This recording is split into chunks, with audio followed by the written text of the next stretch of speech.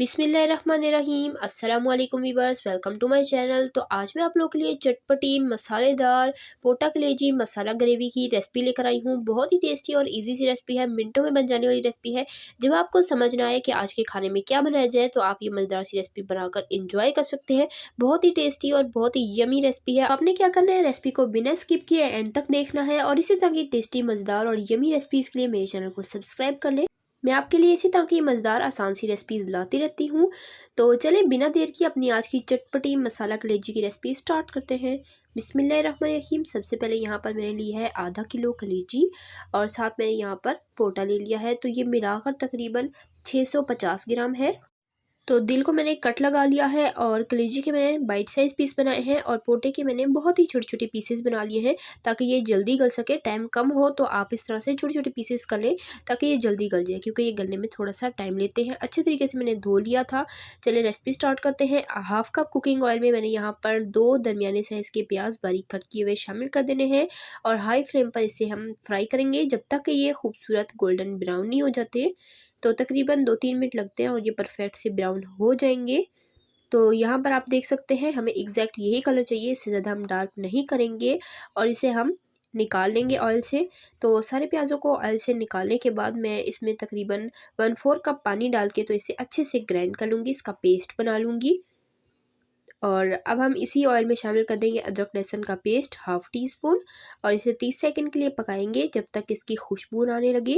जब इसकी खुशबू आने लगे हल्की हल्की सी तो हम इसमें शामिल कर देंगे टमाटर का पेस्ट। तो यहाँ पर मैंने टमाटर का पेस्ट हाफ़ कप लिया है।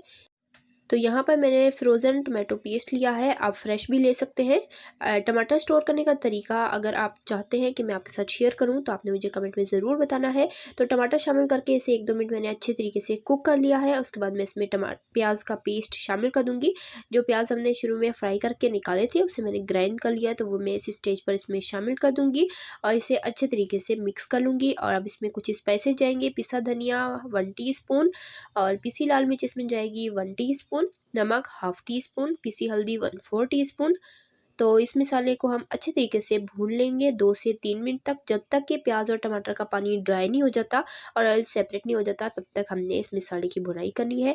मसाले की भुनाई जितनी अच्छे से होगी ना, उतना ही टेस्टी आपका सालन बनकर तैयार होगा। तो अगर आपको लगे ना मसाला थोड़ा जल रहा है तो आप 1 आध टेबल स्पून पानी डालते हुए मसाले को 2-3 मिनट अच्छे से भून लें। जब इसकी अच्छे से भुनाई हो जाएगी हम इसमें शामिल कर देंगे पोटा और कलेजी।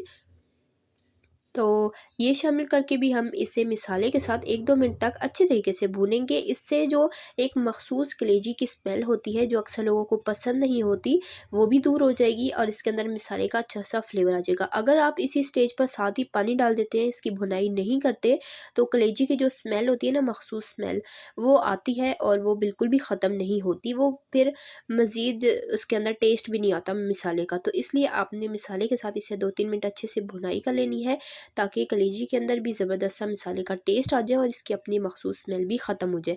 तो यहाँ पर मैंने अच्छे तरीके से इसे भून लिया है। अब मैं क्या करूँगी, इसमें पानी शामिल कर दूँगी। पानी यहाँ पर मैंने 1 गिलास शामिल किया है। तो 1 गिलास पानी शामिल करके इसे अच्छे से मिक्स करेंगे, हाई फ्लेम पर बॉयल आने देंगे। इसी दौरान अगर आपको रेसिपी ज़रा सी पसंद आ रही है, वीडियो को लाइक करें, शेयर करें अपने फ्रेंड एंड फैमिली मेम्बर्स के साथ और प्यारा सा कीमती सा कमेंट करके मुझे बताइएगा कि आपको मेरी आज की ये ज़बरदस्त सी रेसिपी कैसी लगी और आप मेरे चैनल पर किस तरह की रेसिपी देखना चाहते हैं, मुझे कमेंट में बताइएगा।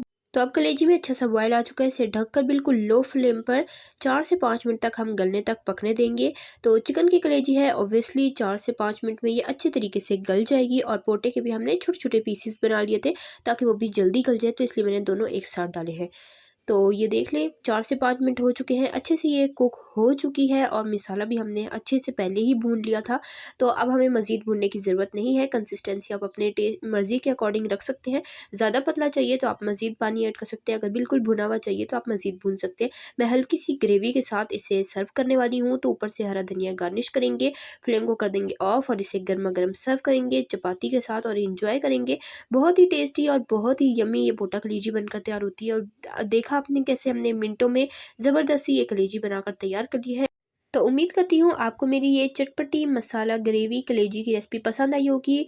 तो रेसिपी को जल्दी से ट्राई कीजिएगा, कमेंट में अपना फीडबैक दीजिएगा। इसी तरह की टेस्टी यम्मी रेसिपीज़ के लिए, सिंपल इजी रेसिपीज़ के लिए, चाइनीज़ रेसिपीज़ के लिए, बेकिंग रेसिपीज़ के लिए, डिजर्ट रेसिपीज़ के लिए, रमज़ान स्पेशल रेसिपीज़ के लिए, बकरा ईद स्पेशल रेसिपीज़ के लिए, सिंपल इजी रेसिपीज़ के लिए, हेल्दी रेसिपीज़ के लिए, स्नैक्स रेसिपीज़ के लिए मेरे चैनल को सब्सक्राइब करें। मैं आपके लिए इसी तरह की टेस्टी यम्मी रेसिपीज़ लाती रहती हूँ और इस तरह की टेस्टी यम्मी रेसिपीज़ ट्राई ज़रूर किया करें। बहुत ईजी होती है लेकिन बहुत ही कमाल का इसका टेस्ट है।